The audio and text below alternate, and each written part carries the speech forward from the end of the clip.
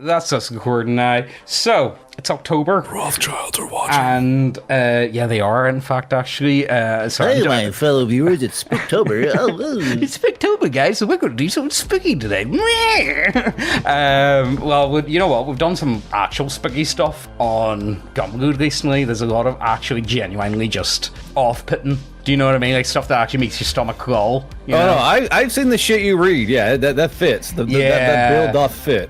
Yeah, like, you know, what makes it even spookier is it's real life. But anyway, look, These people are real. Yeah, that's they breed. Well, I don't know. They hunger for your children. No, the ones that we did recently aren't capable of bleeding anymore, thankfully, and that's all I'm gonna say about it. Yeah. Anyway, look, we're gonna do disturbing monsters and creepy situations because look, Ozzy is obsessed with Nightmare Before Christmas, and I watch it on average 3 times a day. He loves it. He really does. He sings along to it as well, so he does. He really loves Something's Up with Jack. Something's Up with Jack. Ooh, don't know whether get him back.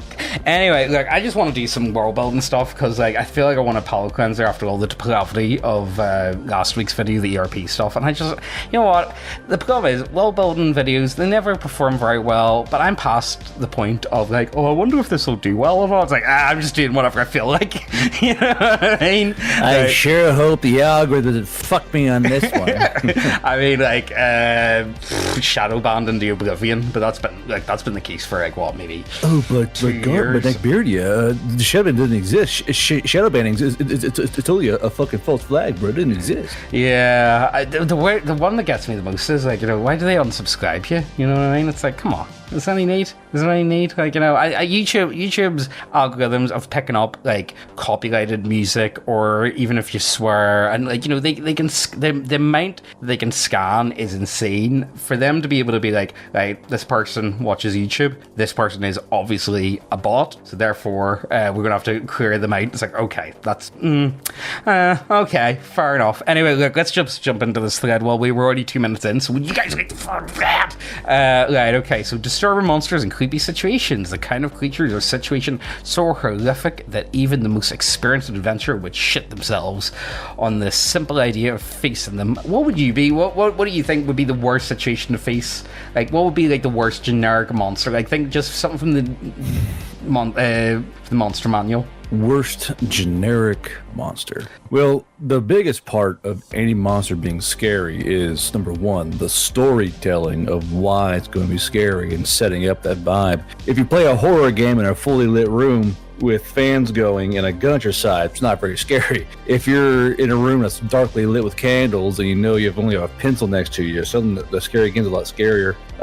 The biggest creature or basic thing you can have is a DM, and that's not even like that's not even like a snarky ooh, but literally you have to have a scary DM to have scary monsters. Yeah, you do. Any monster you have in your repertoire or in the monster manual or have you won't be scary unless your DM can be scary. Yeah, like, I think that's very true. No, but I mean in like real life, so you have to go up, you have to fight a monster, like IRL. What monster do you think is the worst to fight? Honestly, you know what? For you, I'm gonna go for what do you call them? Gelatinous cubes, just because you can't shit it. I was gonna say slimes. Honestly, slimes would be fucking terrifying. Just something that you can't shit. Garfield, how does that feel? Well, it's more the fact of how they eat. You know, gelatinous cubes confuse the American brain. Well, slimes are just like gelatinous stomach acid. When you think about it, so you can't touch it, you can't get near it.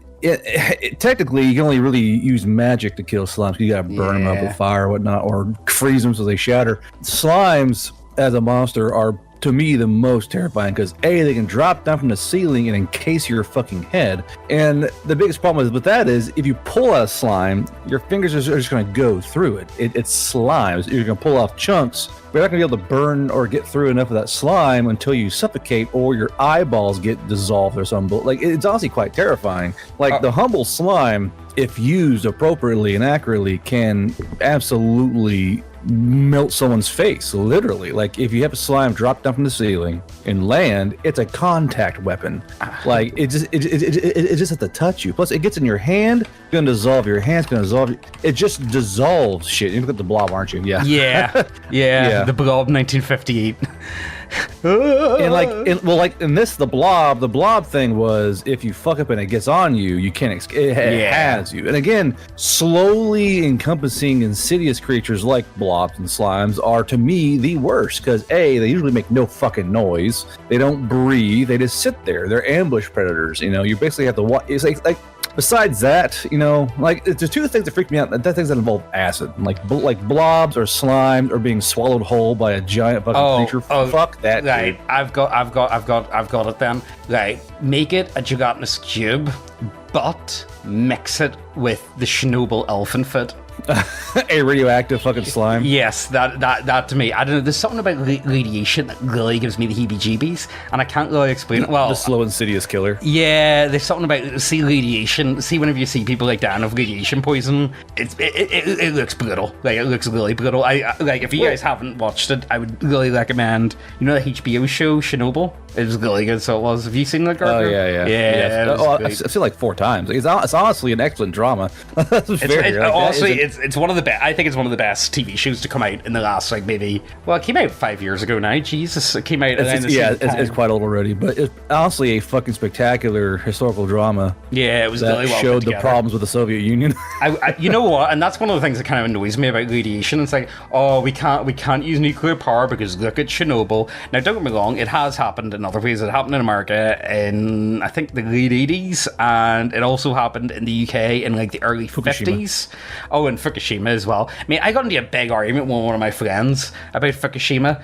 Honest to God, I was near screaming at him over this, because I said to him because he knew about the flooding, and I said to him, yeah, do you not see with the nuclear power plant? And he's like, mate, water can't make reactors just it's like, yes, they can. What are you talking about? And he was like, no, James, it totally didn't happen. I would have known about that if that had happened. And this was only 6 months after it happened. And I was like, no, what? Don't be so ridiculous. And this was before, no, did we have smartphones then? No, I don't think I had a smartphone at that point, so I couldn't just Google it and show him and be like, here, dickhead, what the fuck do you call that? Oh, man, I don't know, one of those ones just boils my piss. Anyway, look, back onto the thread. You know what, actually, this is my question of the day.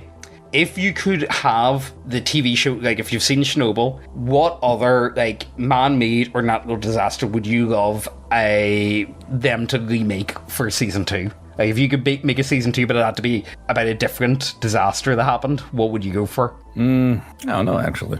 It's a tough one. Maybe, you know what would be actually a pretty interesting one? You know that volcano that went up in the 1850s or whatever? Or was it earlier? I can't remember. What was that massive volcano? Was it in the sound 1800s? Weird, but I would love a fucking Pompeii historical drama. Pompeii would be cool. But I don't know, they've tried to do Pompeii a few times, and it's just... like I said, a proper historical drama that leads up to the eruption. Yeah, it would be nice if it was done well. They've tried it and they just haven't done it well. But if it was the same guys that did Chernobyl, I could maybe work with it. This here is the one I want to do. 1815 eruption of Mount... How do you say that? Tambora. Tambora, yeah. Let me see, how far did it go out? Eruption ejected 45 kilometers. And how far did it go for? Apparently you could hear it almost anywhere in the world at the time. It was one of the biggest things ever. So it is, well, one of the biggest ones I've ever seen. Like that. Yeah, and apparently there was apparently it caused famine throughout most of the world, because again, all that dust in the air lowers global temperatures by 3 Celsius or whatever, and therefore, you know what I mean, crops fail and all that sort of stuff. It's honestly, it's really interesting. It's one of the more less known natural disasters, I suppose. But anyway, look, let's get back to it. Are we going to touch the thread? We're in almost 10 minutes in, Garbo, and we have not touched the thread. Would you believe it? Right, what are we doing here? Let's see, we'll go through some of the pictures. Saying the pictures, sure, it could be that's off an old So this is actually from a movie premise / meme where there's a disgraced Ronin having to fight a fucking predator. It's honestly, it would be a great fucking movie. But like again, like a predator will not be scary if you cannot tell the story of this is like Garbro shit takes. The entire reason why a monster will be I can make any monster scary if you just play the fucking thing right. Oh, I know what type of monster you mean to make scary. A 6'6" woman in a small apartment, a hallway complex with a knife. Does that sound like a good one? I'm still shocked that that's an actual body cam. Like, is that like an AI still? Nope. No. Yeah, that that's to failure. Yeah, I saw that. But like, it's funny how like, and also why I made that post. Like, if you die in a stupid way, the internet will meme you to death. Oh yeah. You will die 2 deaths, one in real life and one via internet. If you don't die in like if you die in a dumb way doing like this dumb shit, the internet's gonna kill you twice. You know, I was like, ugh. I mean, like, oh, you know what? I don't know how much we can talk about that on YouTube. Also, I do love the premise of that. About black stabbing Asian officers? That'd be crazy. Here, what did you make of that movie Prey? Was it the Predator one with the Native Americans? I didn't see that one. Did you not? It was like it wasn't. Okay, if you compare it to the likes of what they've been doing with Terminator, it was amazing. However, was it a good Predator movie? I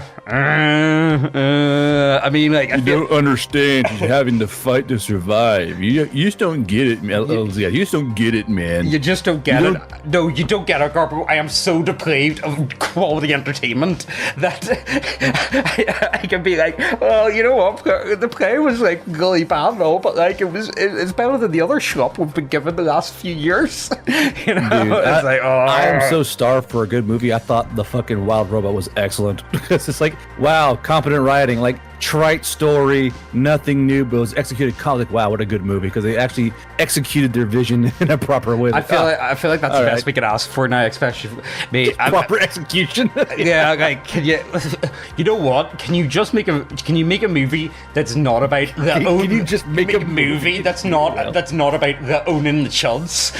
Like, fucking hold on. That's Buck Blinks.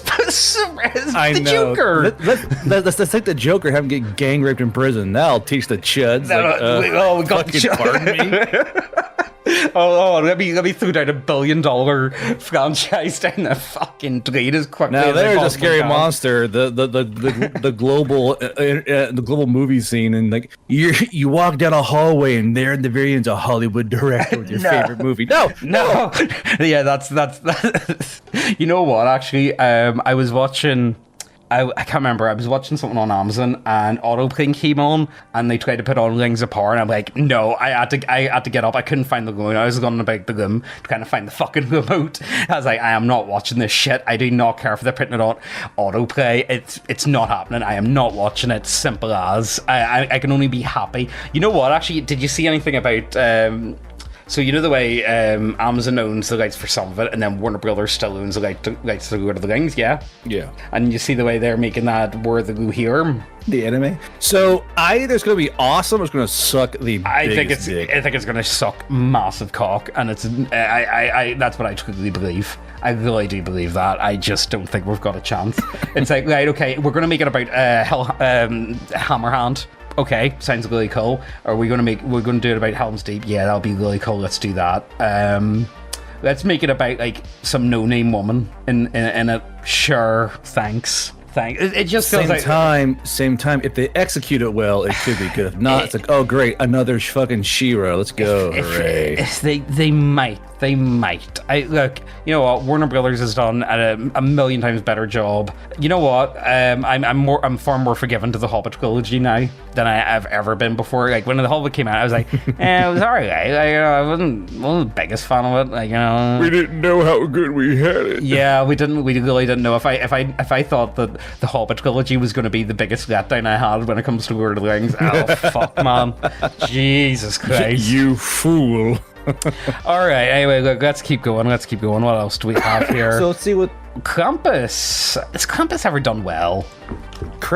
again, it's just about the person. This is gonna dissolve in like I can't believe like it's just no monster will ever be scary unless you can be scary. Like I suppose we should talk about like what makes the monster scary to you, James. Like when you think I want to be scared by a thing. Especially in like a TTRPG, right? A picture is worth 1,000 words, yes, but one silly voice will fuck up that entire. Oh yeah. Once you give the character the voice of Joey Diaz, it's all going out the window from there, guys.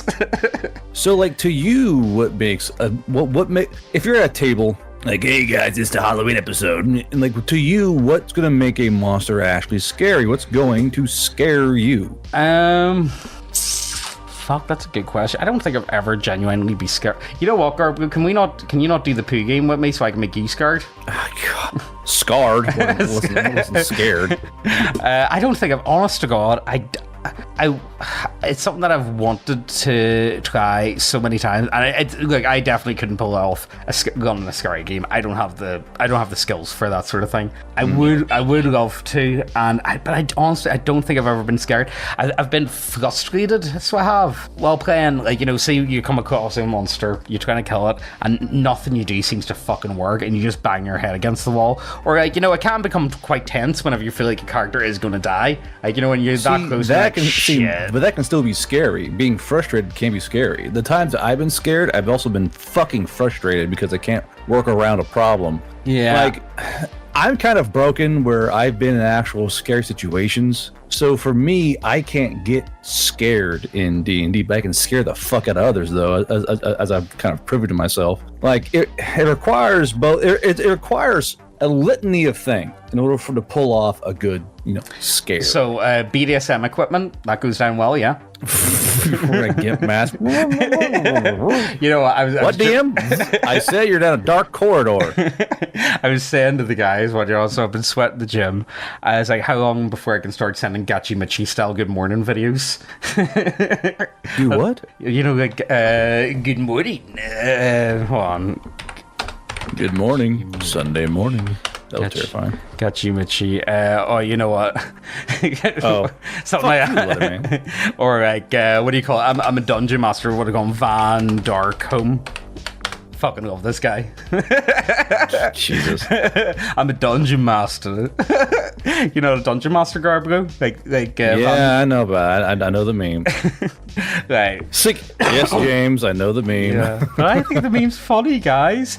There we go. So what does this thread say about scary monsters? Like what is the litany of big brains and TG thing about fucking scary monsters? I feel like that's some base takes. A parasite that infests people's eyes and ears to change what they see and hear is something beneficial for the parasite, making them unarmed. See, that's very hard to do because the character, the player knows what's going on. Do you know what I mean? Like, I suppose it could. I suppose if you're playing a Redditor, you know, you could have the lack of agency could be horrifying. Like, yeah, you see this, and again, like, I'm saying it over and over again. I'm like a broken record. It's all about storytelling. You gotta let the player know what they hear, how they feel. You can feel the parasite wiggling inside your eye socket and knocking against the jelly of your eyes. You can hear the legs scrabbling on the inside of your skull and scraping along. You know, you gotta tell them what they hear and feel, and you got to make it horrifying. So I know exactly what to do now. I would say that if I was to do this, I would need my players to sign waivers that I'm not responsible for anything that happens to them throughout the game. What I would do is I'd pin my players down and give them wet willies. Jesus. Tell me that. He's looking at my earlobe. No, just imagine James sitting on your chair, like pinned down, like knees on your shoulders. I'm just sitting like wet willy in both ears, and then also like doing like the. What do you call it? What do you call that movie? The one where Adam Sandler is like the guy's dad. That does not narrow it down. Well, he's looking after this wee kid, and he eats the red sauce. What? Eats the red sauce. Adam Sandler movie. Big Daddy. Like, Big Daddy. Yeah, Big Daddy. He eats the red sauce. Yeah, the wee fella just eats red sauce. He does. That's all he eats. Oh, ketchup. Yeah. The red sauce. You mean ketchup? You fucking brick? Jesus. I mean, that's what you call it, red sauce. Oh, What do you call used it? to fucking red sauce. It's like It's red sauce. 17 of those fucking things. And it's Colorado sauce, enchilada sauce, taco sauce, hot sauce. They're all red. It's a red sauce. What are you talking about? It's a red sauce. Where's the red sauce? Anyway, yeah, and then I'll be doing that spitting thing that the wee kid does in Big Daddy. Oh, the Denton drill thing. Yeah. So that's how I would do this now, guys. I'm pretty sure that's psychological horror. That one, like, I don't know how it's D&D related. I don't think you would be allowed to do this at a game store. I feel like you couldn't do this online, of course, for obvious reasons. But I think you could maybe do something with it. So yeah, that's how I would do a parasite monster, guys. How would you do it, Garbo? I'm gonna say my way is probably gonna be better than your way. Parasite monster. How would In you? what way? Like, you mean like a controlling parasite, an assistant parasite, an internal parasite? There's all kinds of parasites. Well, it needs to go up their nose and the ears. You know what I mean? Maybe up their bum. You know what it needs to do? It needs to do. Do you remember the Matrix? Right? Do you remember the parasite that he has in the first Matrix movie? And it goes down his belly button. Oh, the little mechanical thing. Yeah, and it goes in his belly button and like wiggles around. Ugh, that always gave me the absolute willies. So it did. See, whenever we first watched that, I was like, that was part of that gross effect is number one, the sound design of the creature crawling inside and splitting your skin apart, and that's where a lot of people conflagrate. Is that the word conflagrate? I don't know. They improperly parallel D&D horror or tabletop horror with movie horror. Now, movie horror has it easy. It's very easy to have movie horror. You have creepy sounds, flashing lights, blood. There's no need for words. You can simply show. You can just show what they're looking at, and it's very easy. And you're a DM, how to explain to something, you have to really stretch out and know words. Like, you can't just say, yeah, there's blood everywhere, and you hear gross noises. Well, that's not very fucking scary, is it? Yeah. You have to know a lot in your verbal repertoire to properly sell the scene or sell the creature. Yeah, you need to be able to convey it. Like the biggest thing of tabletop horror is the fucking skill barrier. Yeah, like it's 1,000% skill. If you aren't skilled enough, you're just going to sound stupid and funny. It's got tentacles and they're wiggling. Oh, they're wiggling, are they? All right. You know. Okay, I know. Have you ever played the game Outlast? Is that the one with the clickers? No. Outlast was set in like a horror. It was like set in like an asylum, so it was, and you couldn't fight anything. Let me just type in. No, I'm not going to be able to find it, but pretty much no one really talks to you throughout most of the movie, bar these two fuckers, these two willy men, and they give me that, like, pretty much the two, like, these two willy men. Well, that's what me and Megan called them, the willy men, and they were pretty scary, man. So they give me the willies. I mean, all you gotta do is like give like your monster like a little like throbbing reaction, like genuine like throbbing, and that'll unnerve most you mean people. preying upon common fears, like the fear of being raped or the fear of being molested, the fear of losing something you can't, the fear of something being taken forcefully that's normally given freely. I mean, that is a fear, sure.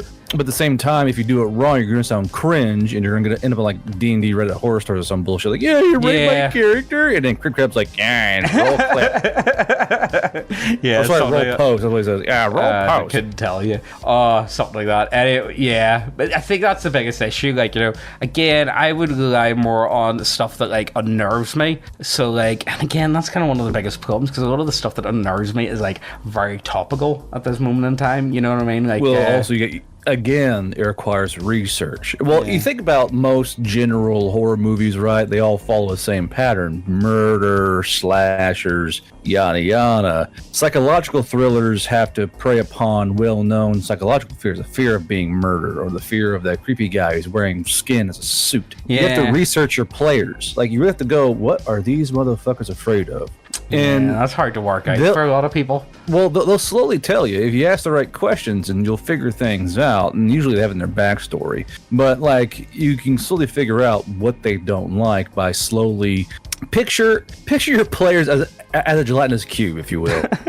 when you push against the cube, it is going to give a bit, or it's not going to get. So you have to literally probe and press the cube to find out where it yields and where it does not yield. Yeah. And it's just it's really hard to say, because to me, like, not a lot of monsters are scary because I know it requires the execution of the monster to be scary. Like, even the most horrifying parasite that burrows up your bum hole and lives next to your kidney won't be scary if you don't make it scary. Yeah. It requires storytelling. Like, these are all very scary images. Ooh, very scary.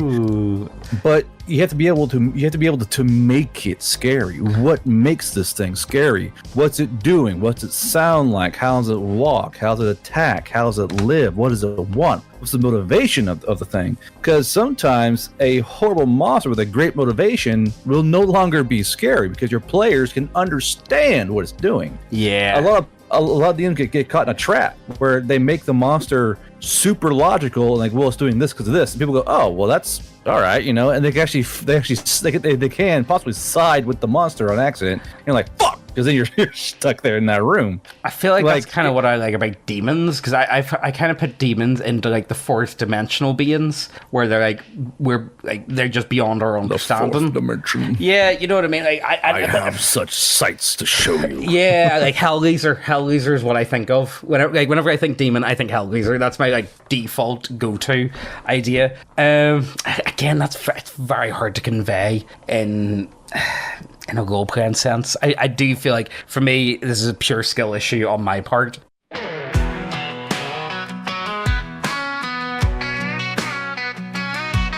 Well, I walked into a game store looking for some fun, but the deck I found nearly made me turn and run. Cards full of chaos, mayhem, and dismay, singing, hey, diddle, diddle, your game's going astray. It's a deck of many triggers, oh, it ain't for the faint of heart. Draw a card, lose your mind, watch your whole world fall apart. From gore to quirks to curses, it'll shake up your campaign. The deck of many triggers gonna drive you insane. Drew a card and suddenly I quadrupled in size. Now I'm huffing and I'm puffing, can barely open my eyes. My armor's busted open, my sword feels like a toothpick. This ain't nobody positive, it's just plain old mean trick. It's a deck of many triggers, oh, it ain't for the faint of heart.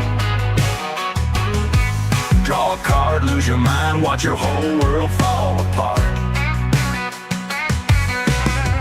Next thing you know, blood's just a memory. Health bars floating overhead like some video game theory. Can't bleed till you're indoors, then it's a horror show. Organs spilling, flesh appealing, that's how the game will go. Then suddenly facts don't matter anymore. Change your stats to fit your views, leave the GM sore. Shout fake news at every turn, feelings are what count. Check your privilege, bucko, as the tensions start to mount. It's a deck of many triggers, oh, it ain't for the faint of heart. Draw a card, lose your mind, watch your whole world fall apart.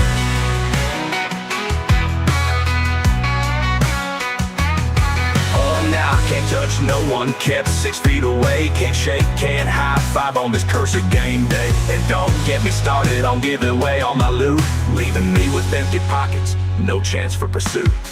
Some effects are so spicy they might clear out the room, talking about identity, privilege, and doom. But we're here to roll some dice and slay a dragon or two, not argue about real life, that ain't what we came to do. This deck's got more triggers than a gun show in Texas, stirring up more trouble than a tornado in Kansas. From PC culture to gore galore, it's one wild ride. Better buckle up, partners, and take it all in stride. So next time you're gaming and things seem to tame, just draw from this deck and watch your friends go insane. But remember, partner, when you're feeling triggered and sore, it's just a game after all, don't take it too serious, y'all.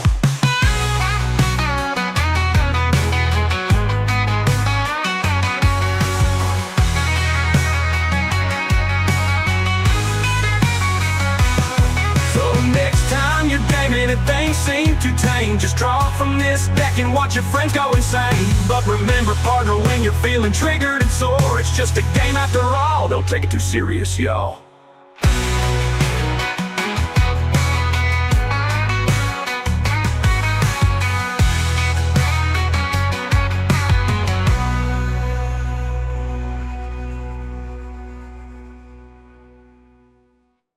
I came across this here. Do you want to do this? Someone wrote up a wee shbook, so they did. And it's one of those one of those ones where it's like, post an image and then tell a story from it. Do you remember them posts? They haven't done any of them in years now, or I guess I haven't seen any in a long time. So, hey you, but there's someone over there. Just hold on a sec, would you, and keep quiet. The two men crept forward into the cavernous, shadowy room. The torches guttered and spat sparks into the darkness. The last echoes of the first man's shout finally died away. Slowly, the two men edged their way along the floor towards a vaguely human shape they could see across the room.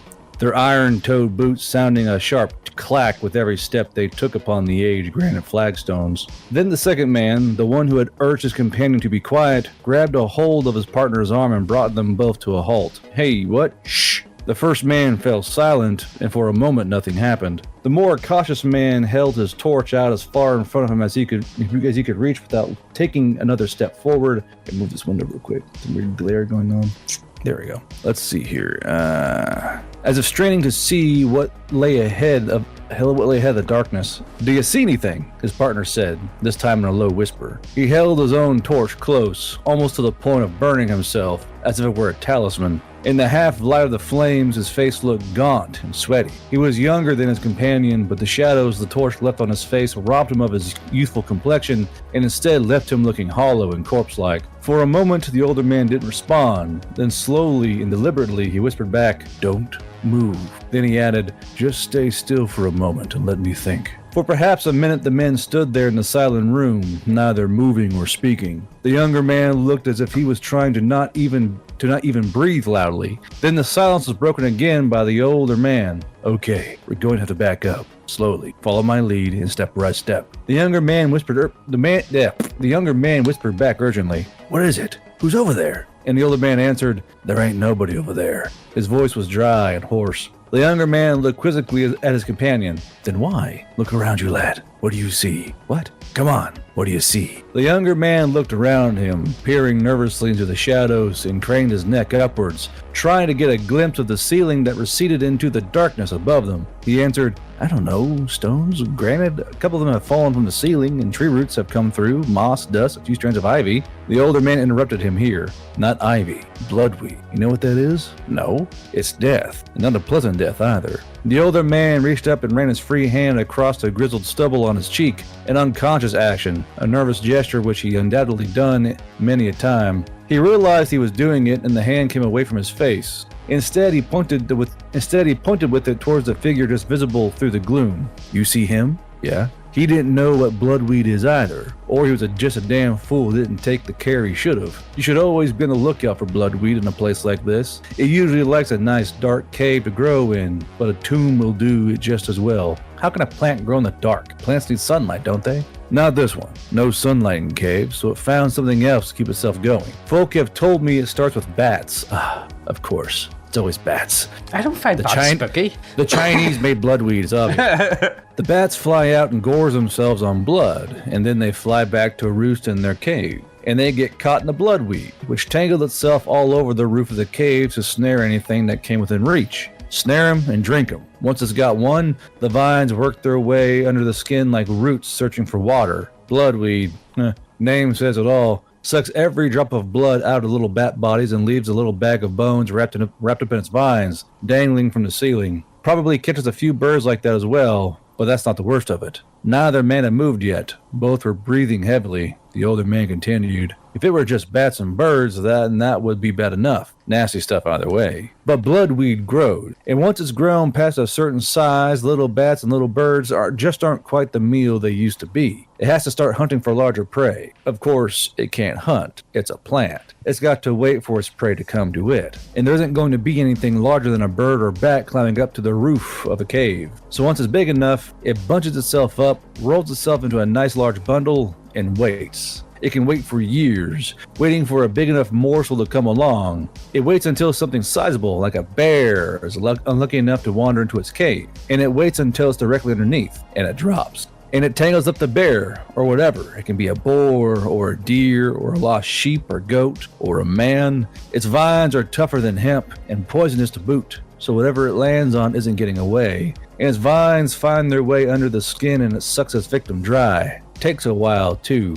Bears are larger than bats, after all. I've heard stories of hunters out looking for bears coming upon live ones covered in bloodweed. If they have any decency, they spin an arrow and put the If they have any decency, they spin an arrow and put the poor thing out of its misery. Though at least one man must have been curious enough to let nature take its course, because I've also heard that it could take weeks for the bear to die. If they have any sense, they come back later and burn the whole damn cave out. But if they don't, or if no one finds it right away, it'll just stay there. In fact, it'll coil its way all through the skeleton until even all the flesh is gone. The red weed is still holding the whole carcass up in a twisted parody of whatever animal used to be. It ends up looking like a freshly flayed corpse, still bleeding, because that's the next stage. The weed has got no more ceilings to drop down from, so the only way it has of attracting fresh prey is to look like a corpse and hope some scavenger comes along to try its luck, although it's a bit of a giveaway when the corpse is still standing up, in my opinion. The rictus on the face of the younger man was such that it almost looked as if he had been struck by tetanus. That's a strange sentence to write. The older man concluded his explanation, his voice grim but matter of fact. Anyway, I reckon the ceiling here is covered in bloodweed. Lucky for us, the poor sod over there came through first, or we'd have walked right into it. I wonder how long since he came down here. It could have been years. Bloodweed will keep hold of a corpse and keep it standing until something better comes along. This place ain't exactly busy, so we need to make our way back towards the door, and we need to do it exactly the way we did when we came in, because I can't see the ceiling well enough to tell if there's anything behind us. But what about the treasure? Let it go. One way or another, we're not getting the treasure. Now follow me and keep quiet. I don't know how the bloodweed knows when you're underneath it, and I don't want to take any chances. Both men were breathing heavily now as they took their first tentative steps back towards the door, and for what seemed like an eternity, the only sounds were their ragged, nervous breaths and the crackling of their torches. The light of the flame silhouetted the men. It threw strange shadows upon the ceiling, to be caught by whatever might wait unseen above them. The two men reached the doorway and sighed with relief. For a moment they didn't move, savoring the sudden inexplicable change in air quality that somehow made it so much easier to breathe. Then they started on their way up the passage, turning their backs on whatever treasures the underground sepulchre contained. From behind them, out of the cavernous room, there came a long, low groan. The two men froze. Slowly they looked over their shoulders at the pitch-black rectangle, the doorway which lay behind them. "Did you hear that?" asked the younger man. "I don't have a bow, and you don't have a bow, so no, I didn't hear that." Yeah. The veteran's like, I didn't hear shit. I Shut up. With that shit. Let's see here. But forget it. It was probably It played the it wind, must mate. have been the wind. Yeah. If you ever want to sleep soundly again, it was just the wind. The older man looked away from the doorway and started on his way down the passage again, and after barely a moment of hesitation, the younger man followed, walking just a little faster to catch up. And from there, neither of them looked back, not once, no matter what they heard. I quite like that. That's quite good. That was a good one, actually. Not bad. And again, like, that requires delivery. You got to deliver. Yeah. Like, you like, yeah, it's blood. It takes over a corpse and walks it around. No one gives a fuck. You know, like, you get to sell the horror. Yeah, I feel like the only way you can do this is feel the vines burrow under your skin, tracing along your flesh. You know, that kind of shit. I feel like this is one of the only examples I've came across where maybe a DM player character isn't the worst thing in the world. Well, it's not a DM player character. It's just a helpful NPC. Every character's a DM player character technically, but yeah, I think you would definitely need you need something like some form of character to be dumping exposition like this on you. You know what I mean, to make it work. Although knowing me, I would be like, right, we're gonna need to get some fire then, won't we? Do we have any fire? We can make this work. You know, can we just set the place on fire? Like, we could totally make that work. I quite like that. That was actually a very good one. That was very good. Very good example, I must say. Let's keep going. We'll see if there's anything else. How far are we in? Unzips. Jesus Christ. I saw that post on. We are 37 minutes in. We'll see if there's like one or two more, and maybe we'll work from there. And if not, then, you know, we'll just find out. What's this? Honestly, what I personally find creepy, and what a lot of other people, from what I've noticed, is the unknown monsters with unknown motives and no clear way of destroying the entity. Yeah, I find that I find them more frustrating though. Like, see, whenever you're like trying to fight, it's more frustrating. Yeah. Yeah, and it's like you're fighting them, and you just don't seem to be fucking doing anything. anything to them, you know. And it's like, what am I going to try this time? You know, it's like, let's just pull through the bag, let's go through the inventory. What do we have? What can we possibly do? What else is in this room? Is there anything we could use? You know, all that sort of stuff. When you have a clear plan to defeat it or a certain way to evade it, it's a lot less intimidating. Yeah, most definitely. And I feel like that's the biggest thing, though, because I know a lot of players don't do this, but running away is genuinely a good option most of the time. Until that shit chases you, and you're like, oh, yeah. fuck. And yeah, you best fucking be able to go on fast. It's a lot less intimidating. It's hard to apply this to tabletop RPG because you also want to give your players a clear chance of victory, and this generally, but not always, implies means killing and destroying the entity. So if you're trying to put it in a tabletop RPG, the less knowledge you give the players, the better. I would agree with that, yeah. But players are fucking nosy, and they just want everything. You know what I mean? It's like, no, I want to know. I feel like horror is something.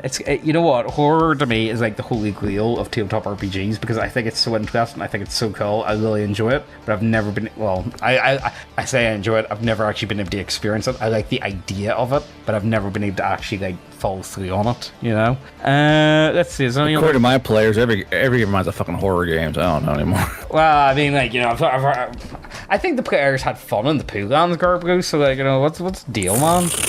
What's the issue? Like, why do you not want to? Why do you not coming? What's your Shih Tzu, bro? Huh? do you not want it? Like, you know, here, Garbo, I'll tell you about. I think it was T-Bull got hit by a giant. Like, there was a giant taking a piss off the side of a bridge he came across, and he decided to just try and sneak up on him. Of course, like, you know, the giant's pissing all over, and he just turns around and blasts him with a golden shower of acidic, nice acidic diabetic piss. Like very, very sticky stuff, you know. Like that. What? Why do you not want to play my games? Horror of horrors. Why do you want to play my games, bro? Why do you not like to play with me, Garbo? Just play with me, bro. Just play with me. Come on. You know what? See anything under the sea? I really don't like anything under the sea. Like, see all that them like deep sea monsters. They give me the fucking willies. See like shipwrecks and stuff like that. Don't like it at all. It's another world to me, and I just don't think it's a place human beings should be exploring at all. I just don't want to go near them. You know, where would you say, Garbo? Where's your like least like the place that you're ever going to explore? Like, you're never going to catch me on one of those like what do you call that? The Ocean 11 or the Titan was it? Well, them Titan. The millionaires that got smushed. In the those dickheads who went down to see the Titanic. Yeah, like, you're never going to catch me in one of those machines. Like, never in a million years. Like, I'm just not. I feel uncomfortable when I can't see things. So, like, that's why I'll never go caving. Like, no way. Oh, yeah, I don't. I've been in a couple caves, and, like, it's alright, but, like, I've never been, like, in a cave where it was, like, have you ever seen those people that, like, climb into, like, them, like, 6-inch, like, crevices? Oh yeah, I assume they're all fucking insane. Sort your fucking life out, man. Yeah, okay, then you know what? My one. Let's mix it together. Spelunking play up there for just plain insanity of shit that I'm never gonna do. Like, I'm just never gonna go spelunking ever. Even though spelunking isn't even that deep down. You know, it's like nah, don't like it. Not fucking with it. Let's see, what else do we have here? Oh, you know what? Anything by H.R. Geiger. Like, that's pretty high end stuff. Do you see they put out a new like print book for Geiger? Is it weird that I don't find Geiger horrifying? I just find it interesting. I find it interesting as well. I like the mix of there's something unnerving about cyborgs, I find, though. Anything the biotech thing. Yeah, see, biotech, there's something I don't quite like about it, and it kind of mixes in with 40k. I think like the most horrifying aspect of 40k is probably like servitors. I find servitors really unnerving. I don't like the idea of them. Everything about them gives me the willies. Same with cherubs. I don't like them either at all. But even then, cherubs are just like a classification really of servitors, you know. But yeah, anything Geiger related, I think.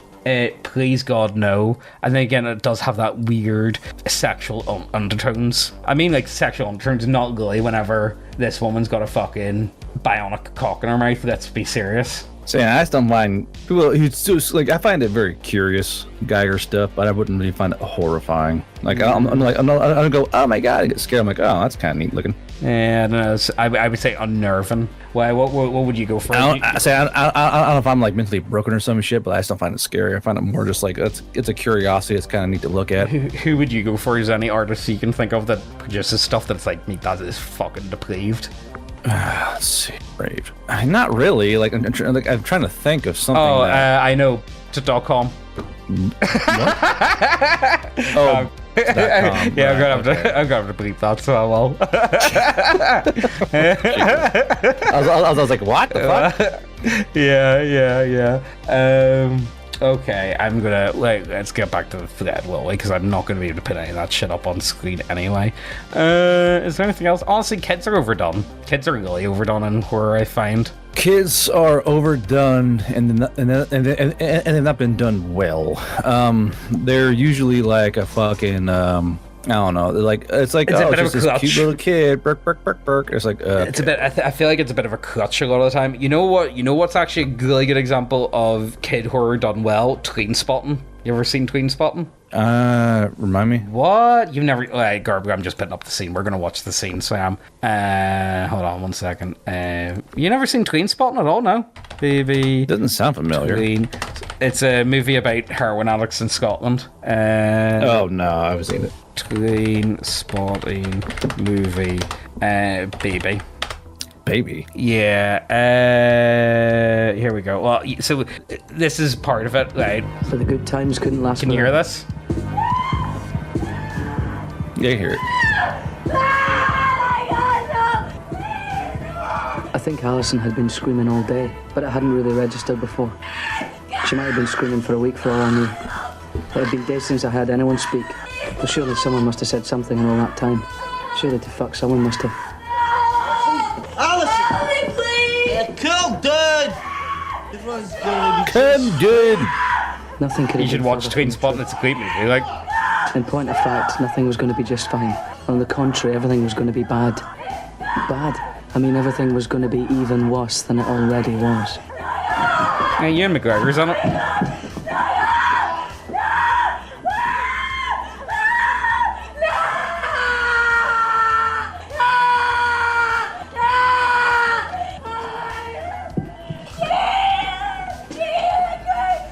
A baby in a crack house? How does it happen? How could this have possibly happened? And then the baby comes back later on in the movie. Comes back? Yeah, you should just watch the movie.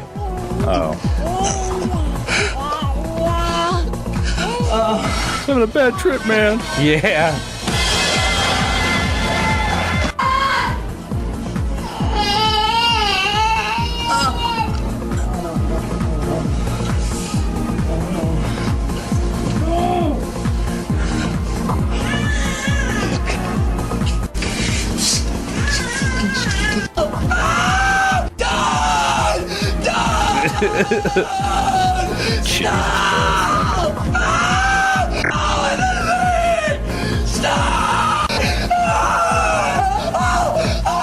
Yeah, that's how you do horror with kids. Also, watch the movie, Garbo. You need to watch it. I just find that funny, personally. You need to. I don't know. I think you should give it a go. Like, have you actually never seen Tween Spotting? Genuine? No. Oh, God. No. Well, I watched the first one anyway. The second one was kind of trash, not gonna lie. Like, it was alright. That's the best I can put on it. Like, if you're a really big I do so love heroin dramas. Yeah. Yeah, honestly. Like, you know what? I would say Tween Spotting was probably the best anti-drug movie ever made. Genuinely. Like, like, if you're never gonna like, oh, you know what? Smoking cannabis, like, fries you. Like, them adverts they used to do with, like, if you smoke cannabis, like, your egg turns into, like, your brain turns into, like, a fried egg. Nah, just make Tween Spotting mandatory. You know what I mean? Like, just you have to watch this movie. There you go, job done. That'll sort. I suppose you you could use like addiction as a fucking monster. Yeah. You just gotta be able to tell the story. I feel like, again, that's part of. I feel like what adds to the horror of the dead baby is it's a very real real thing. Do you know what I mean? Dead baby in a crack house. It's something that happens every day. You know what I mean? It's just all the time. Oh no, You know? my baby rolled in heroin needles. He's dead now. No. It's like, come on, bro. My baby was born addicted to crack. Oh, you know what I mean? There's something like it's fucking My brutal, baby man. was born addicted to crack. Oh, no, how could this have happened? Whoa! How could my stringent abuse of heroin cause this? No. No, honestly, have you ever seen My videos? drug dealer lied to me. Have you ever seen videos of crack babies? It's fucking bad, man. Like, honestly, see that type of stuff. That's the type of stuff that gives me the heebie-jeebies. Honestly, I feel like I'm past the point of like I like demons because I feel like demons can be a good metaphor for like the representations of the soul, almost. You know, I feel. Lucas, I have such shy sights to show you. Yeah, Like, well, it's why like Hellraiser to me is only one that's actually been even mildly like that's unsettling. Have you seen Because it? it's one of those- Honestly, you know what? I would recommend the new Hellraiser movie. It was actually genuinely done quite well. The remake? Yeah. Well, when I say remake, I think it came out in like 2022. Well, like, yeah, the most recent remake. Most recent one, yeah. I mean, like when it comes to like Hellraiser, realistically, like the first movie was pretty good. The second movie was pretty good. The third movie, it's really falling apart, and then the rest is complete dog shit. It's really, he says really falling apart. Yeah, it's falling apart, the third one, but like if you're a fan of it, just like if you like the first two, like yeah, I would say go for it, but like it's not going to get any better. It's only going to get worse. I actually went for It's not going to get any better. It's not going to get any better. I would say I did actually go for the book, so I did the Hellbound Heart not that long ago, and I actually really enjoyed that. So I did. Hellbound Heart. Huh? Yeah, it's a book that Clive Barker Hellbound Heart. It's quite short, so it is. It's not long at all. Yeah, this is the one, so it is. How many pages? Yeah, like 186, you know? Honestly, I'd say give it a go. I actually quite enjoyed it, so I did. It's quite different, so it is. And again, like it's more just because I'm a fan of Hellraiser, so I was like, yeah, sure, why not? Give that a go. What I will say is they did a really good job with the new remake, but I don't know how much I can actually tell you about what they did in the new movie that made it good. It's Hellraiser, so it's like, oh my god, what are they going to do? Like, it's Hellraiser. The demons come and molest people. Wow! Wow! Just chains and leather. Wow! You know what? Actually, Who could have seen this coming? another like- Well, no, you go for it. No, you go ahead. Another monster that I just absolutely love would be homunculi, like Dark Elder homunculi. I fucking love them. Oh, the not human humanoids. Yeah, well, no, the mad scientists. Oh, down tracking. Gotcha. Homunculus. Honestly, I love them. There's something about like see Mad Santas, but ramp it up to 11. Give me that shit all day. You know, it's like give me. What do you call that? The Nazi one? Mangala. Oh, Mangle. Yeah. Mangala. Give me that type of shit. You know what I mean? I want like the really. I want what do you call the Weimar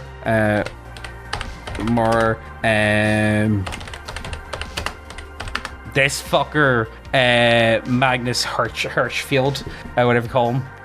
Give me this guy. You know what I mean? Give me the most fucking depraved, weird experiments on human beings you can imagine. Do you know what I mean? Like that's the type of stuff that really gives me the willies. Like genuinely gives me the willies.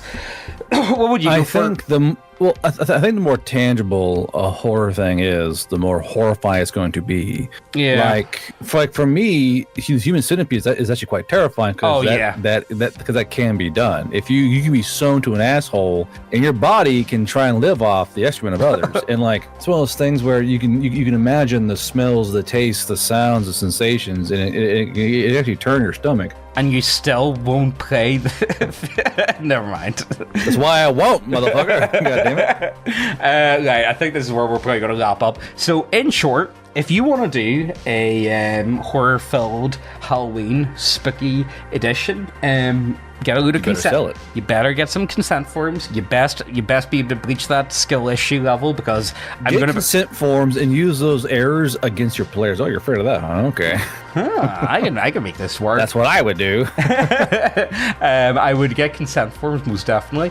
I would invest in how much baby lotion did P Diddy have? 1,000 bottles.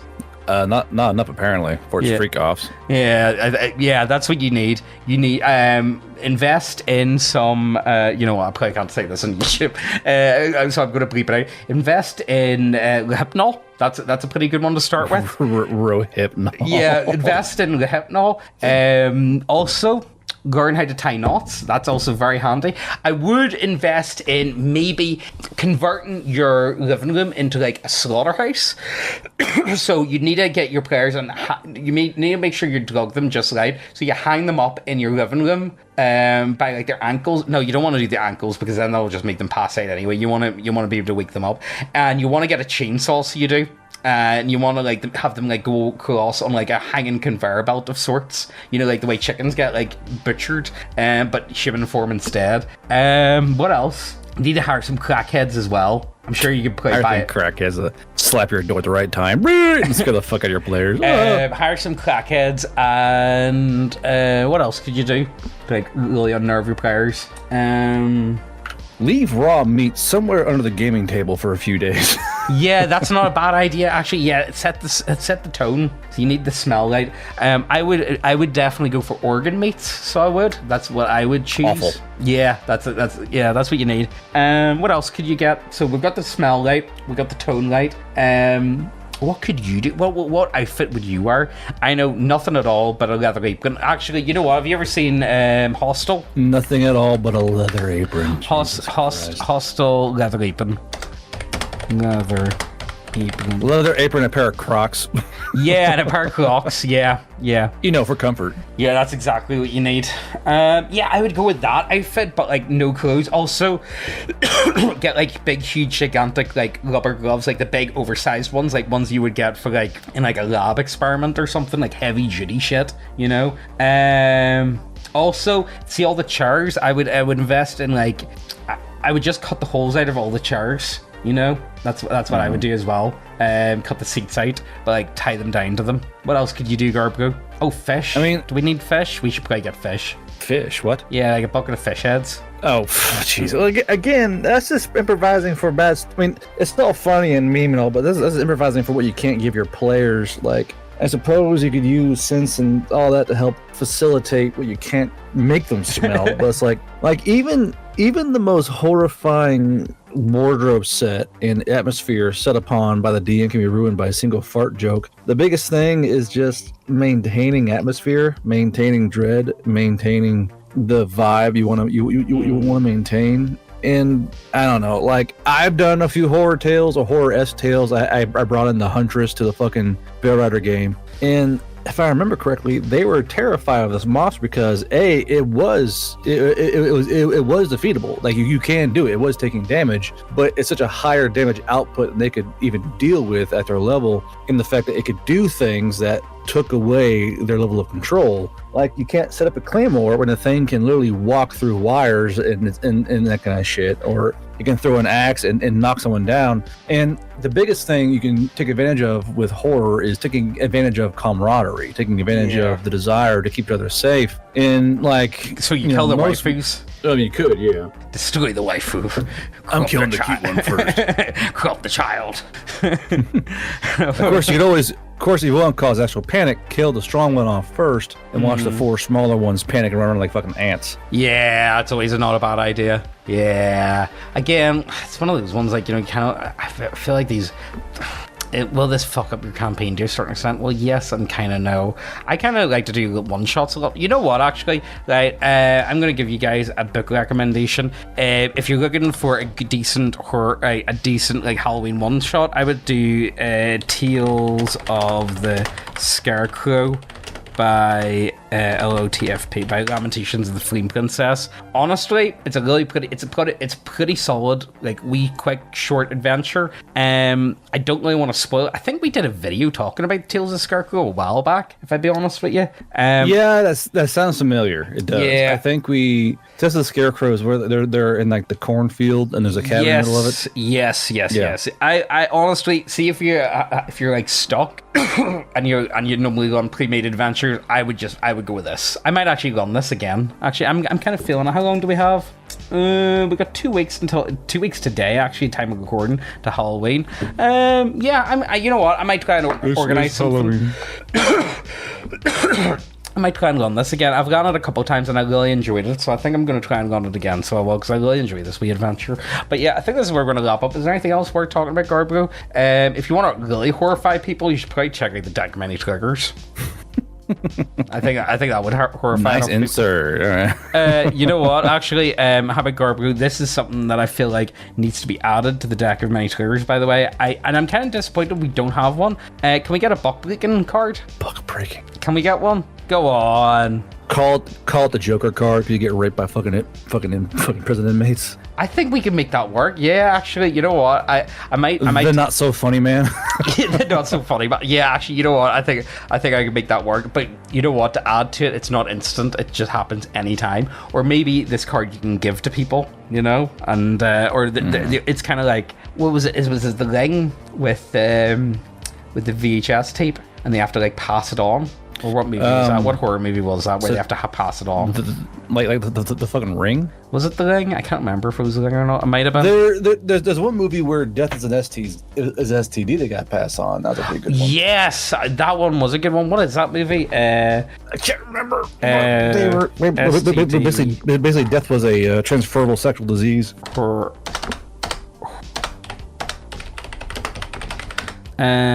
Contracted.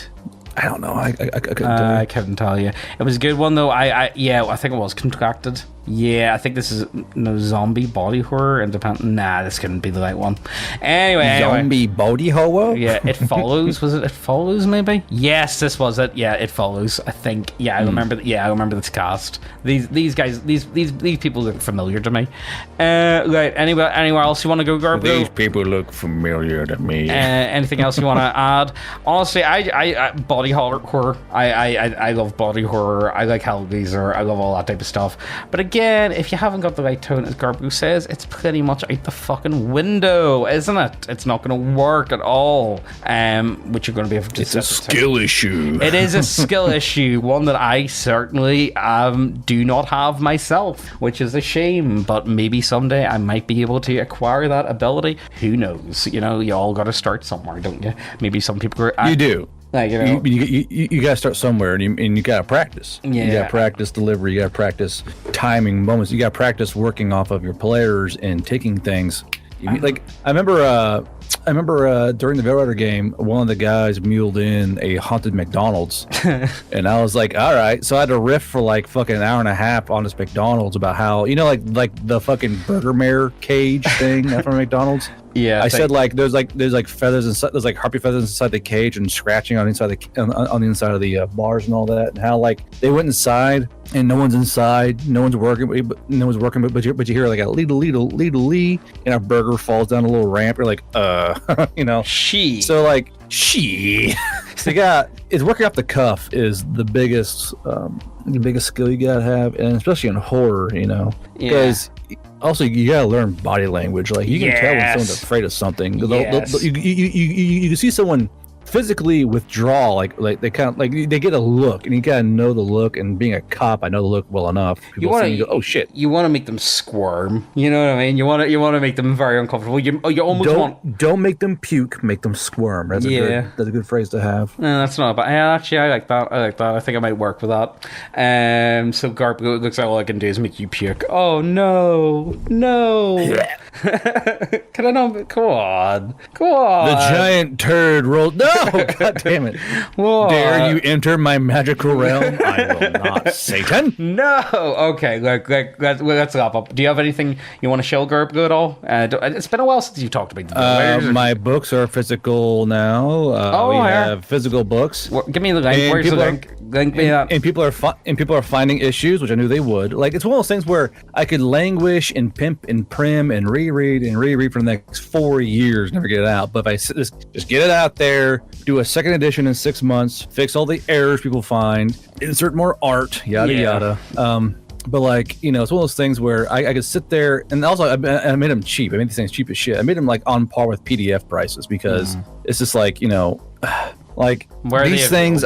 I'm making like $4 per book or some bullshit, but like it's just I want to be affordable, so everyone can afford them. It's a game book, you know. I feel like that's the case with a lot of times when you work on like especially systems. I would rather just get the system in people's hands, you know. Yeah, exactly. And then like make money on other things, like do like adventures and stuff. Because like I did not use ChatGPT. I used no AI when making this book. I don't know if there's a mistake, I want to own it and make it my mistake. Garbro, what the fuck? This cannot be shipped to your selected delivery location. Garbro, is this Americans only? No, it shouldn't be. It says I can't be delivered to. Oh, let me just That's go. weird. I'll go on my own. I have fucking Angerlane enabled. So. Let's see if I put it on in here. Oh, there we go. But I used, but there we I go. Now you used can order it. So this is a very cheap, high quality book according to KDP, to where I use the heavy paper, the high value print, you know, so all the images are crispy. I sent you some images you can look at, but like crispy, but crispy bacon. I made it crispy bacon. I made it as good as I could and as cheap as I could because you know I'm never gonna make. I am not D&D. I won't make money off this kind of shit like they will. So I put out I wanted to put out the best possible product I could that is as consistent as I could make it be. You know, it's just one of those things. You know, I didn't want to fucking make a fucking pull an adventure book that's all fucked up looking and all that shit with AI art. Yeah. Right. Well, I think that's where we're gonna love you guys and leave you guys. As always, links down below if you want to check out Violators. If you want to check out the deck of many triggers, we're actually getting somewhere with. If you want to get triggered, trigger the libs, trigger the libtards. Anyway, look, hope you guys enjoyed this one. As always, let us know your thoughts down below. If you've ever been able to pull this off, let us know. I feel like I would just have the police rag on me if I tried to if I feel like he's wearing a leather suit and nothing else. Don't you want to play with me? I feel like I would just get. I feel like I would probably get arrested for like indecent exposure and like sexual harassment and whatever other charges they're never gonna make them stick. Anyway, look, hope you guys enjoyed this one. Let us know what you think down below, and we'll see you next time. Bye bye.